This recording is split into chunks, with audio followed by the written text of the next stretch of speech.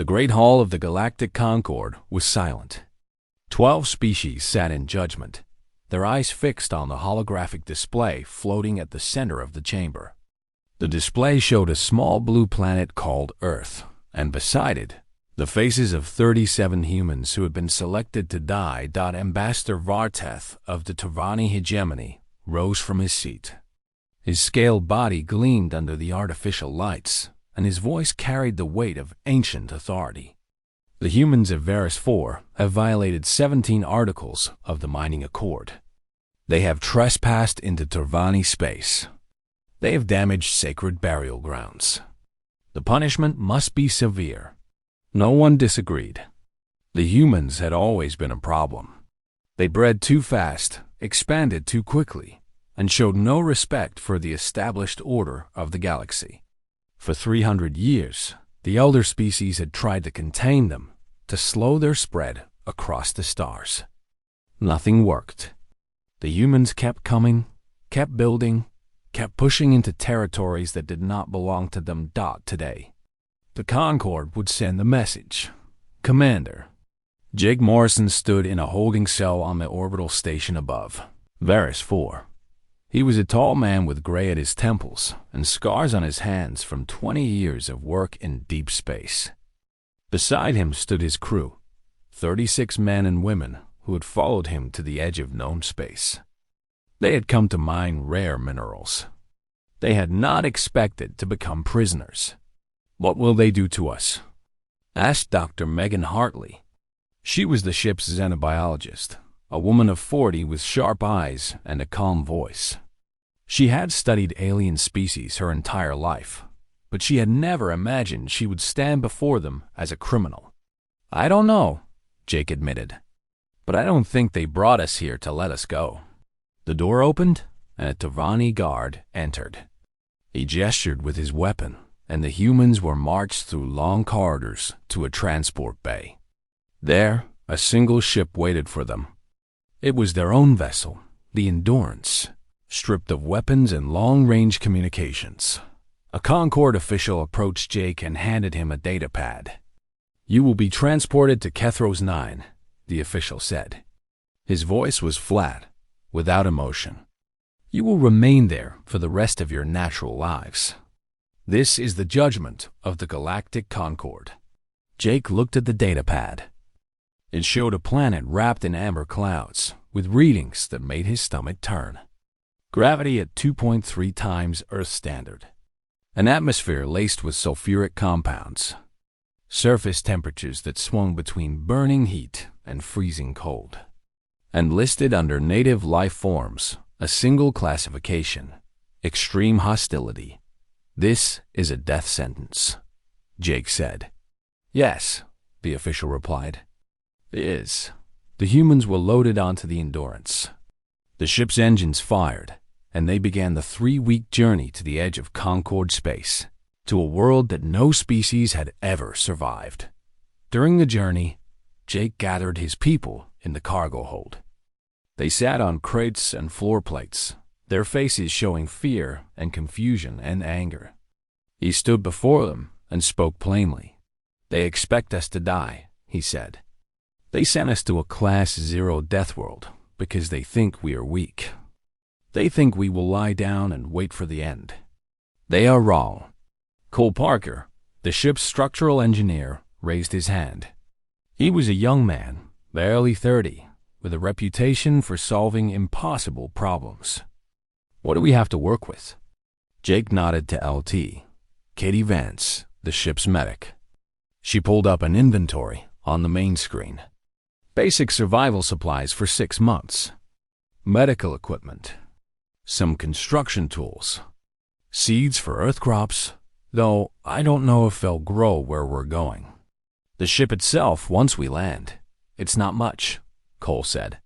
"It's enough," Jake replied. "It has to be." Dr. Hartley stepped forward. "I've been studying the data on Kethros 9. The planet is hostile, but it's not impossible. There's water. There's oxygen, even if it's mixed with poisons. There are plants and animals, which means there's an ecosystem we can learn to understand. Every world has patterns. Every world has rules. If we learn the rules, we can survive. A man named Derek Santos stood up. He was a former Marine, quiet and steady, the kind of person others look to in moments of crisis. What about the predators? The data says the local wildlife hunts in packs. It says they can tear through metal. Then, we don't give them the chance, Jake said. We stay together. We build walls. We watch each other's backs. That's what humans do. That's what we've always done. The Endurance dropped out of faster-than-light travel on the 17th day. Kethro's 9 hung before them, a swirling ball of yellow and brown clouds lit by a distant orange sun. It looked angry. It looked hungry. Jake sat in the pilot's seat and began the descent. The ship shook as it entered the atmosphere, buffeted by winds that screamed against the hull. Warning lights flashed. The air outside turned to fire, then to thick amber fog, then cleared to reveal a landscape of jagged mountains and dark valleys. There, Negan said, pointing to a rocky plateau near a cliff face. That formation will give us shelter from the wind. And those dark patches might be water. Jake brought the Endurance down hard. The landing struts groaned under the increased gravity, and several crew members fell as the deck tilted. But the ship held. The engines powered down. And for a long moment, no one moved. Then Jake stood up. He walked to the main airlock, checked the atmospheric readings on his suit, and opened the door. The air hit him like a wave of heat and acid.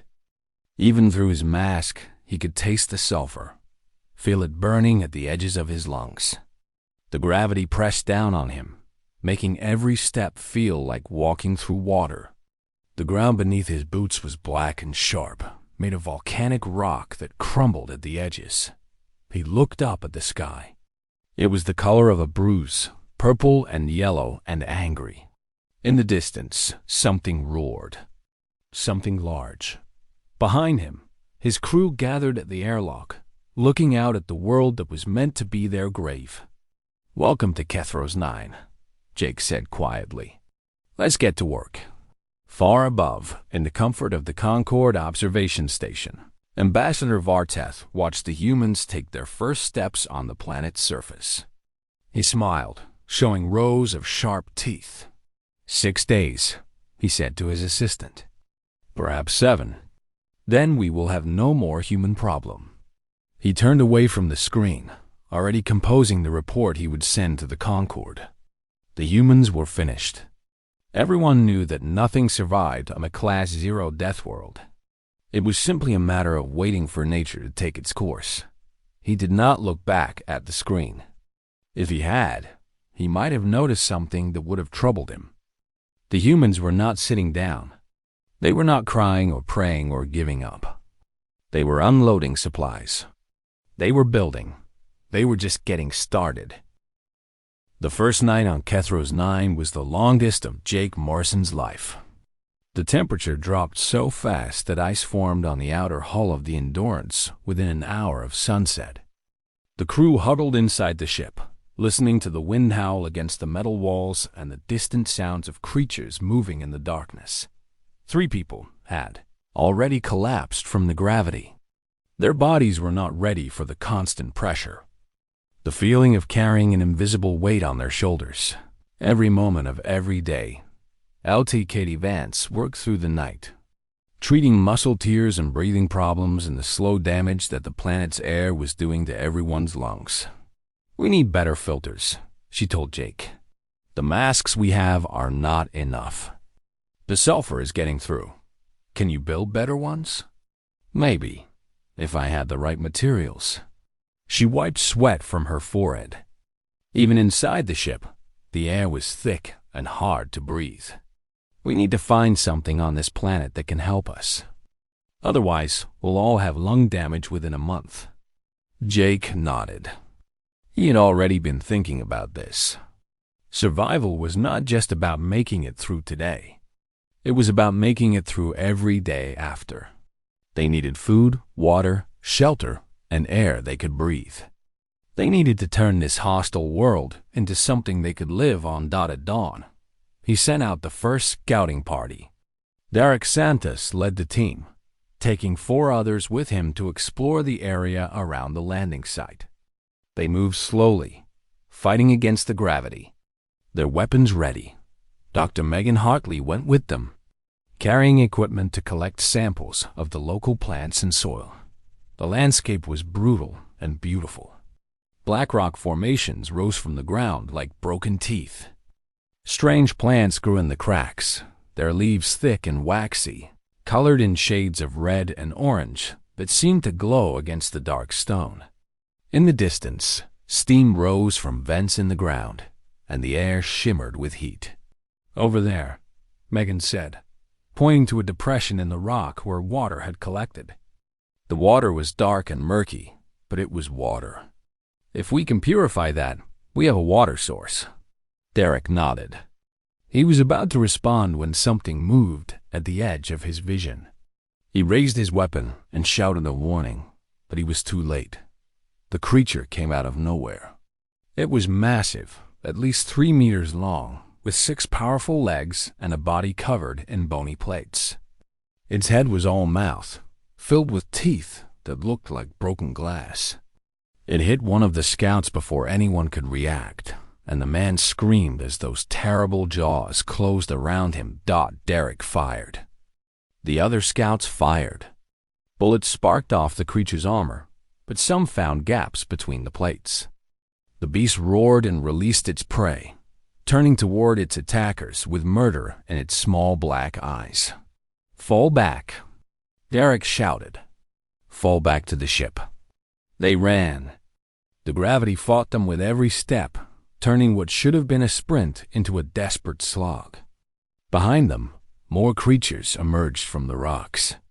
There were 5 of them now, moving in a pack, working together like wolves hunting a deer. They made it to the Endurance just ahead of the creatures. Jake and Cole Parker were waiting at the airlock, firing into the pack as the scouts scrambled inside. One more person fell before the doors closed, dragged down by a creature that moved too fast for the eye to follow. Inside the ship, the survivors gasped for breath while the creatures threw themselves against the hull. The metal dented with each impact. Claws scraped against the door, searching for a way in. "Will it hold?" someone asked. "It has to," Jake said. But he was not certain. The attack lasted for 2 hours. The creatures circled the ship, testing every surface, looking for weakness. When they finally retreated into the darkness, they left behind 2 dead humans and 5 more wounded. That night, they buried their dead in the black rock of Kethros 9. There was no priest among them, but Jake spoke a few words about courage and sacrifice. The crew stood in silence, their faces lit by the pale light of the planet's 2 moons. After the ceremony, Jake expected despair.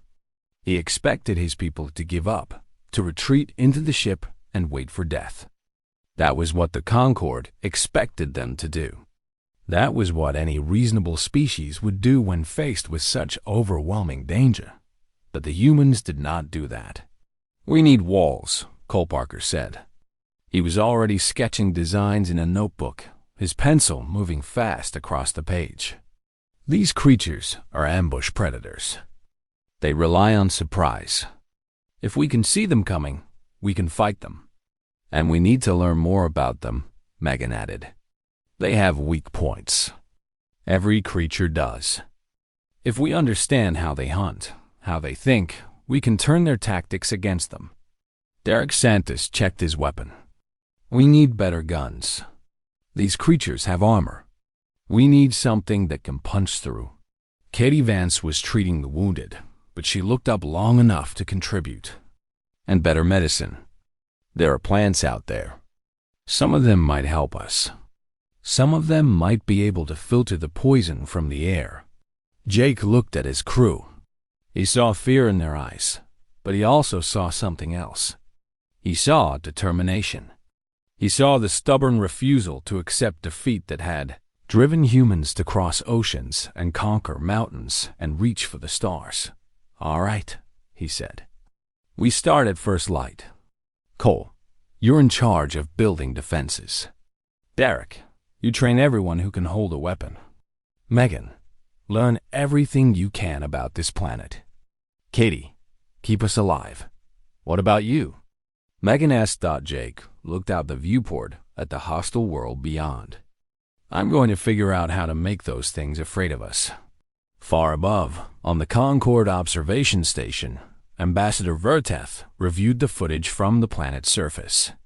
He watched the humans bury their dead, and he smiled. 2 dead already. More wounded. They were breaking down, falling apart. By his calculations, they had perhaps 4 more days. He did not watch the rest of the footage. He did not see the humans gathering their tools and making their plans. He did not see Cole Parker drawing his designs for walls that could withstand an army. He did not see the look in their eyes. If he had, he might have started to worry. 3 days later, the creatures attacked again. They came in greater numbers this time, drawn by the smell of blood and the promise of easy prey. They swarmed toward the Endurance, their claws tearing at the ground. But this time, the humans were ready. Walls of sharpened rock and salvaged metal surrounded the ship. Trenches had been dug in the soft volcanic soil. And on top of the walls, the humans waited with weapons that Derek Santos had modified to punch through bone and armor. The creatures hit the walls and found them solid. They tried to climb, and the humans drove them back with fire and steel. They tried to circle around, and they fell into trenches lined with spikes. When dawn came, 12 creatures lay dead around the camp. Not a single human had been lost. Jake Morrison stood on the wall and looked at the bodies of their enemies. Behind him, his crew cheered. It was the first victory of many. The Concorde had sent them here to die. But humans did not die easily. 1 month after landing on Kethros 9, the humans stopped dying and started living. It happened slowly at first. Small victories that added up to something larger. Dr. Megan Hartley discovered that a certain orange plant, when crushed and mixed with water, could neutralize the sulfur in the air. She called it filter leaf, and within a week, every member of the crew had a paste of it spread inside their breathing masks. The burning in their lungs faded. They could breathe more easily. They could work longer. Cole Parker finished the outer wall. It stood 3 meters high, made of volcanic rock held together with a cement he had invented from local materials. The wall had watchtowers at each corner and a gate that could be sealed in seconds. The creatures they had named Razorbacks still came at night, but they no longer threw themselves at the barriers. They circled at a distance, watching with their small black eyes. And then they went away. The humans had taught them fear. Derek Santos trained everyone who could hold a weapon. Young and old, men and women, they all learned to shoot, to fight, to survive.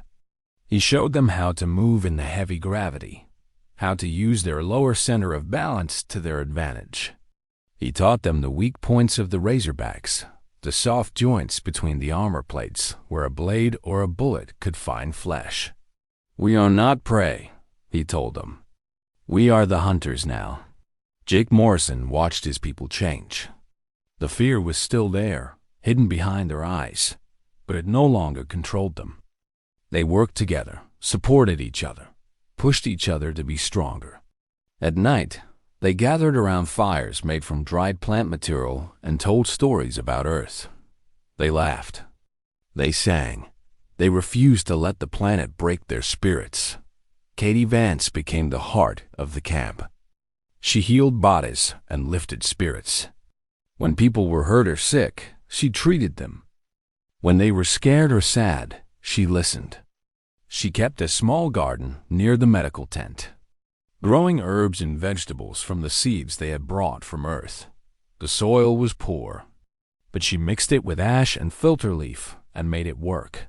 A woman named Brooke Jennings helped her with the garden. Brooke had been a cook on the Endurance, responsible for feeding the crew during long space voyages. Now she found new ways to prepare the strange foods they discovered on Kethru's 9. Some of the native plants were poisonous, but others were not. She learned to tell the difference, and her meals gave the colonists strength. "It's not Earth food," she admitted, serving a stew made from native roots and a small animal that Derek's hunters had caught. "But it's hot, and it's real, and it will keep us going." Megan continued her research. She spent hours every day exploring the area around the camp, always with guards, always careful. She documented everything she found: the plants, the animals, the patterns of the weather. She learned that the earthquakes came in cycles, that the ground trembled most in the early morning hours. She learned which areas were safe and which were dangerous.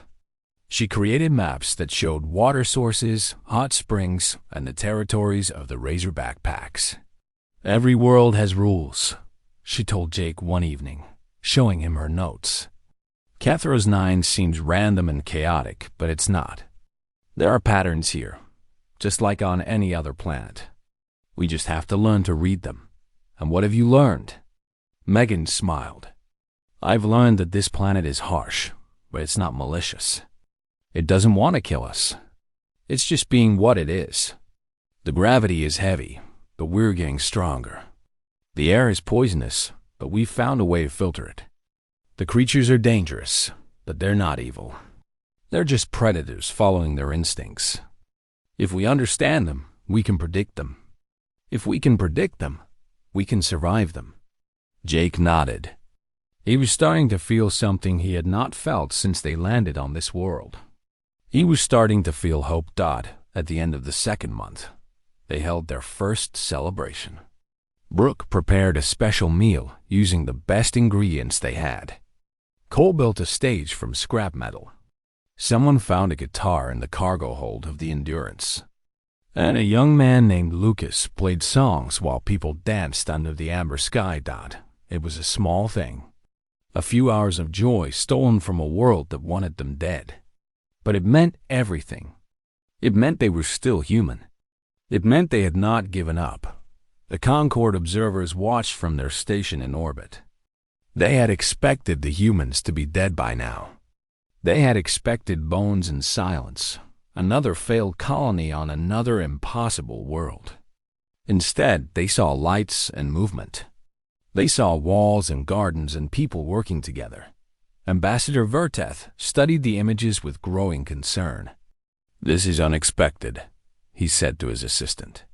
"They should not have survived this long. What do we do?" The ambassador considered the question. The original plan had been simple: exile the humans, let the planet kill them, and use their deaths as a warning to others. But the humans were not dying. They were building. They were thriving. "Nothing," Verteth finally said. "We do nothing. The planet will kill them eventually. It always does. No species has ever survived on a Class 0 death world. The humans will be no different." But even as he spoke the words, doubt crept into his mind. The humans were different. They had always been different. They came from a world that was harsh and violent, a world that had shaped them into something dangerous. They did not accept their fate. They fought against it. They adapted. On the surface of Kethru's 9, Jake Morrison stood on the wall and watched the sun set behind the mountains. The sky turned from amber to purple to black, and the stars came out one by one. Somewhere out there, beyond the clouds, the Concorde was watching. They were waiting for the humans to fail. Jake smiled. He thought about all the things humanity had survived: ice ages and plagues, wars and disasters, the slow death of their home planet, and the desperate leap to the stars. Every time the universe tried to destroy them, humans found a way to keep going. Kethru's 9 was just another challenge. The gravity was heavy, but their legs were getting stronger. The air was poison, but they had learned to clean it. The creatures were deadly, but the creatures were learning to run. "They sent us here to die," Jake whispered to the night. "But we are not going to give them what they want."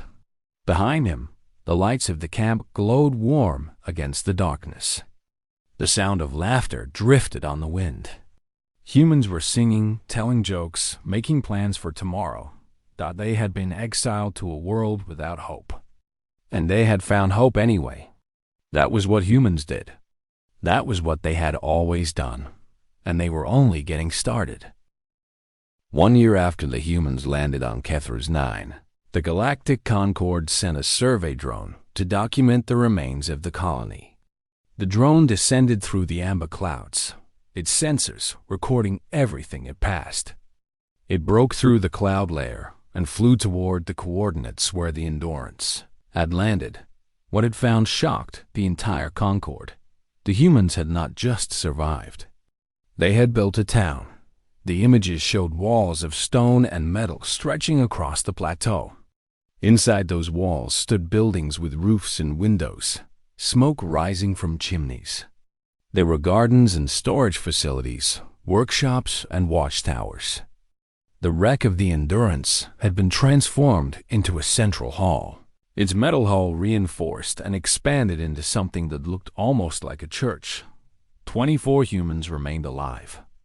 13 had died during the year, taken by creatures or accidents or the slow damage of living on a world that was never meant for them. But the survivors had done more than survive. They had created a home. The drone flew closer and the details became clearer. Paths had been laid between buildings, marked with stones and lined with the orange filter leaf plants that now grew everywhere. A small forge burned near the eastern wall, where Derek Santos and his team crafted tools and weapons from native metals. Near the center of the settlement, children played in the street. Ambassador Verteth stared at the images in disbelief. There were no children on the original manifest, he said. Where did they come from? His assistant checked the records. 3 women were pregnant when the exile began. They gave birth on Kethra's 9, and there appeared to be 2 more pregnancies in progress. The ambassador felt something cold settle in his chest. This was not supposed to happen. The humans were supposed to die. They were supposed to serve as an example, a warning to others of their species. Instead, they were growing. They were making the next generation. On the surface, Jake Morrison saw the drone approaching long before it reached the settlement. He gathered his senior officers and walked to the main gate to greet it. They stood together in the filtered sunlight, watching the small machine hover above them. Wave at it, Jake said, and they did. Cole Parker even smiled and gave a thumbs up. The message was clear. We know you are watching. We do not care. The settlement was called New Haven. The name had been chosen by vote, one of many votes that now governed life in the colony. They had elections for leaders, rules for behavior, punishments for crimes. They had become a society, small but complete, with all the structures needed to make decisions and settle disputes. Cole Parker had built most of the physical structures. The man never stopped working, never stopped improving. The original walls had been replaced twice as the settlement expanded. New buildings went up every month. He had designed a drainage system to channel the acid rain away from the crops, and a heating system that used the planet's own thermal vents to warm the houses during the cold. Knight's Dr. Megan Hartley had become the colony's chief scientist. Her research had saved countless lives. She knew which plants healed and which ones killed. She could predict earthquakes 3 days before they happened. She had mapped the territories of every Razorback pack within 50 kilometers. And she knew their patterns better than they did themselves. The Razorbacks no longer came near New Haven. The humans had hunted them too well, killed too many of their pack leaders. The remaining beasts had learned that humans were not prey. They were something else, something to be avoided. Derek Santos had trained a militia of 15 fighters who could take on any threat the planet offered. But he had also discovered something unexpected. Not all the native creatures were enemies. Some of the smaller animals could be tamed. They now kept a herd of six-legged beasts that looked like hairless dogs, creatures they called runners, which could carry supplies and messages between locations faster than any human could walk. 3 outposts had been established beyond the main settlement. Small stations manned by teams of 3 or 4, connected to New Haven by marked trails and signal fires. They gathered resources, watched for danger, and expanded the map of human territory. On KETH Ross-9. Katie Vance ran the medical center, which had become the most important building in New Haven after the main hall. She had trained 2 assistants, taught them everything she knew about medicine and healing. Brooke Jennings ran the kitchens, where native foods were prepared, alongside the dwindling supplies from Earth. Jake Morrison was no longer just a commander. He was a governor, chosen by his people to lead them into an uncertain future. He spent his days solving problems and settling disputes, planning for the seasons ahead and thinking about the generations to come, because that was what this was now. A permanent settlement. A colony not of exiles waiting to die, but of pioneers building something that would last. The drone circled New Haven for 3 hours before returning to orbit. It carried images and sensor data that would be analyzed by every species in the Concorde. The results would spark arguments that lasted for months. How had the humans done it? How had they survived a world that had killed every other species that ever landed there? What made them different? Ambassador Varteth had no answers. He sat in his quarters on the observation station and stared at the images of New Haven, trying to understand what he was seeing. The humans should be dead. The data said they should be dead. Every model, every prediction, every simulation said they should be dead, but they were not dead. They were building schools and teaching their children. They were creating laws and holding elections. They were singing songs around their fires and telling stories about a planet called Earth that most of them would never see again. They had taken a death sentence and turned it into a beginning. Below. In New Haven, Jake Morrison gathered his people in the central hall for a town meeting. They discussed plans for the coming season, resources that needed to be gathered, repairs that needed to be made. It was ordinary. It was boring. It was the most wonderful thing any of them had ever experienced. "We made it," Cole Parker said quietly to Jake after the meeting ended. 1 year. We actually made it.